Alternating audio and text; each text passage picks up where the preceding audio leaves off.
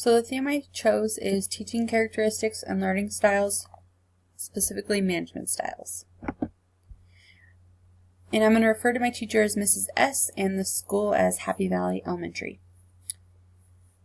I absolutely loved observing Mrs. S's classroom, and Happy Valley Elementary, it's just a regular school in a rural area. It's not a Title I school because although there are low-income families that attend this school, it's not actually what the school is known for.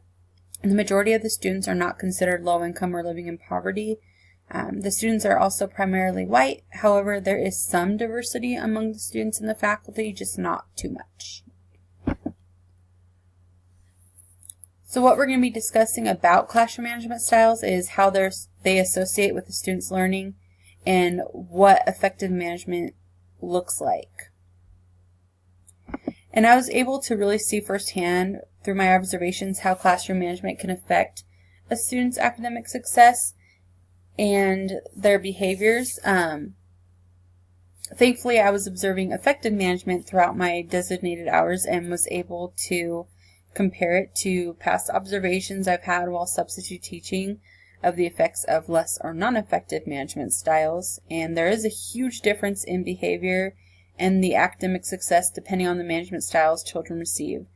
And I know the librarian and the PE teacher at this specific school, and I'd stop in briefly to chat with them after my observations, and I would ask them like how their classes were going so far, and literally they both would say how the most well-behaved class was Mrs. S's class by far, and I believe it. I've never seen such a well-behaved class for kindergarten. I was blown away every week, and I want to share with you all the behaviors, characteristics, and teaching styles that Mrs. S used that I believe make her style of management so effective and show how they relate to what we have learned about management styles for teaching characteristics and student learning in our textbook this semester. And it's important because if the teacher doesn't have an effective management style, students may not reach their highest potential that year, which can put them behind the following years for the following grades. And non-effective management can also negatively impact a student's self-esteem and their self-concept, and therefore may negatively impact their motivation to learn. Long-term effects can include students dropping out of school, not going to college, getting less than ideal jobs, and even effects as severe as living in poverty when they're older and on their own, and even being homeless. So effective classroom management is important.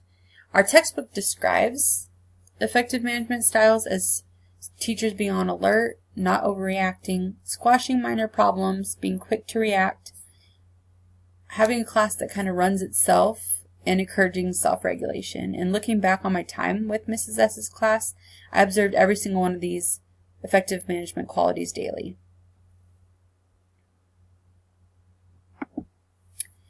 Effective classroom managers also set realistic expectations, are motivating, act as mentors, model desired behaviors, and get creative. Now, aside from having the behavior expectations up on like the wall, she also had a giant easel in the front of the classroom and had written out the learning targets for the Common Core standards that they were currently working on in the form of I can statements, like you would see it written in a lesson plan. And I really love this idea, and I'm definitely implementing this into my own classroom, having them displayed like that someday to hold myself and my students accountable. And then an example of her showing mentor behavior was when she was guiding students through their worksheets, showing them different ways to find the answers during their math rotations for their math problems, kind of giving them her tips and tricks. And she modeled expected behaviors. If she wanted them to whisper, if they were talking too loud, she would whisper while asking them to whisper. Just little behaviors like that. And then she also would get creative with using a lot of different types of media for her curriculum. They used computers, Chromebooks daily for lessons, filler activities, brain breaks, and like most teachers do, she used her smartboard daily. An effective management means having curriculum that the students can relate to and that captures and keeps their attention. If it's boring material, they're less likely to pay attention and really absorb the information. Effective classroom managers work to improve self-concepts of students and their self-esteem. Kindergartners are learning all year long how to read, and so they have a lot of sight words that they have to learn. And so she actually has a Smart Cookie Club. So when she tests the students individually, and if they know all their sight words, then they pass that verbal assessment with her. They get a paper crown that says, I know all my sight words. They get a bag of cookies. They get their picture taken. And then she announces to the classroom that a new student joined the club, and she says their name. Everyone claps and praises the student. And I really noticed that this, when the student is getting honored, they look super proud of themselves and they're smiling super big. And for students struggling to memorize their words, she encourages school to family linkages by telling her students to ask their parents to help them study their words at home, getting their parents involved, so they can actually test into the club themselves. And I could tell this club was both motivating for other students and really raised the student self-esteem who was joining the club. Effective classroom managers also work to plan and prepare. According to our textbook, Roberta Burns says, or mentions preventative versus consequential, preventing things before it gets to the point where consequences have to happen. And then they talk about with itness. So when you're planning and preparing, you're with it. You're, according to Kunin. And planning and preparing can lead to having smooth transitions and helping students self-regulate.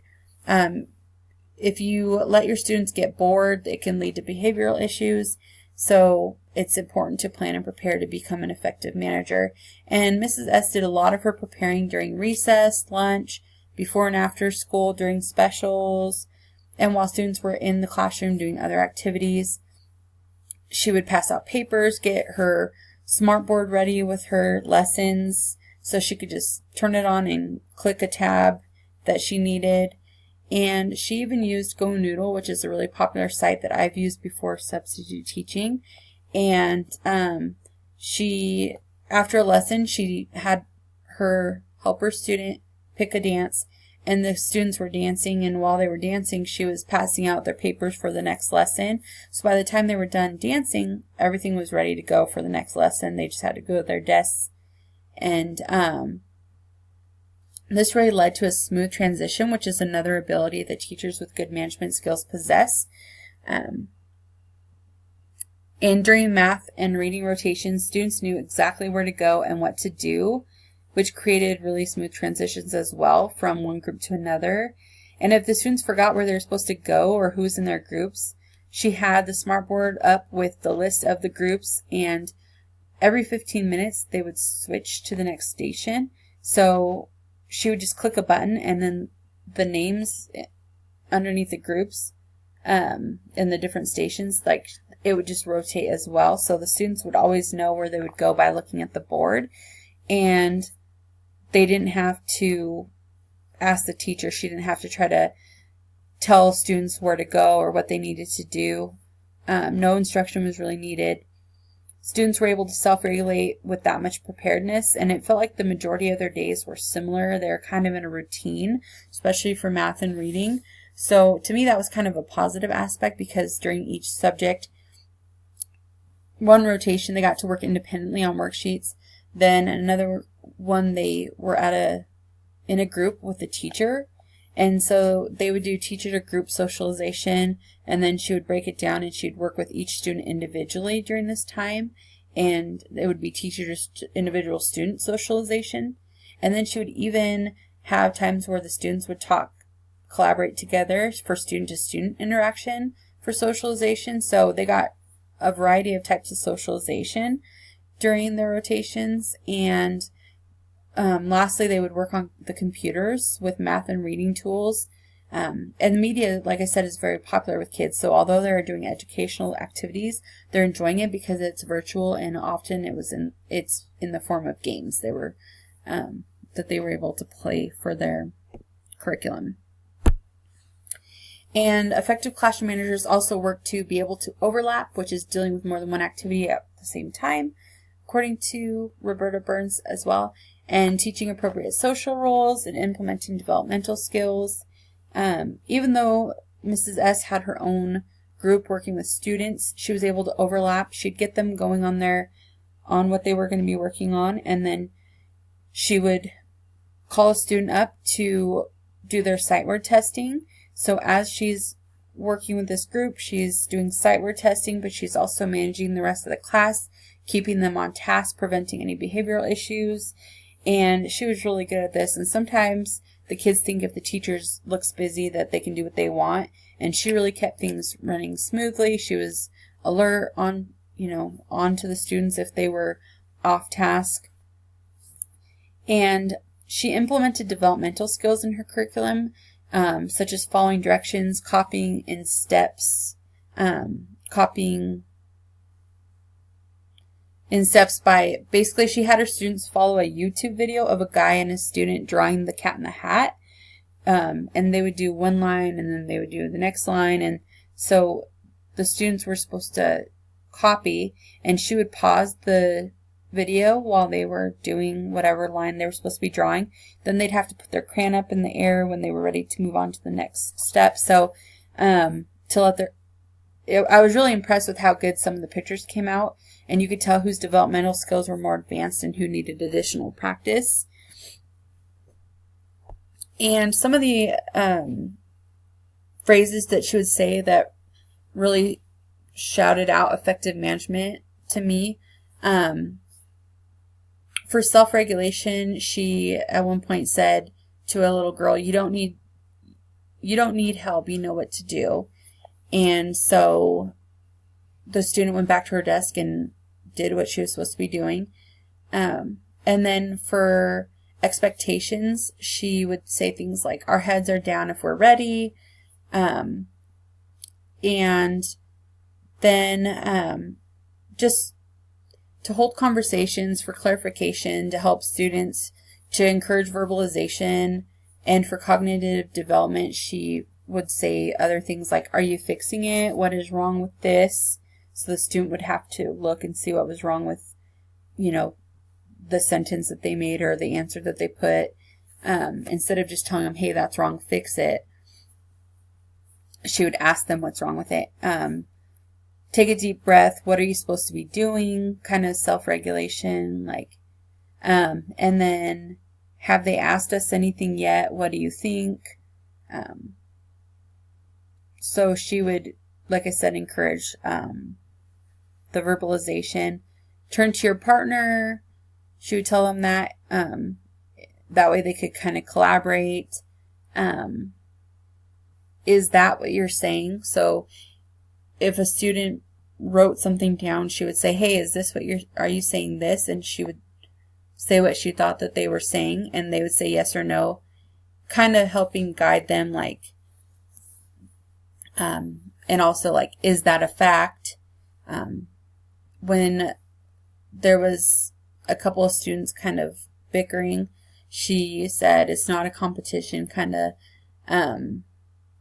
helping to de-escalate the situation. Are you making a good choice?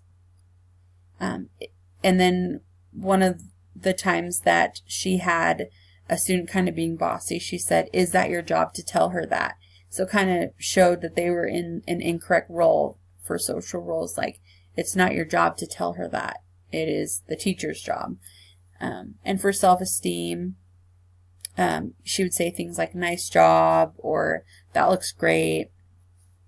And then, how did you know?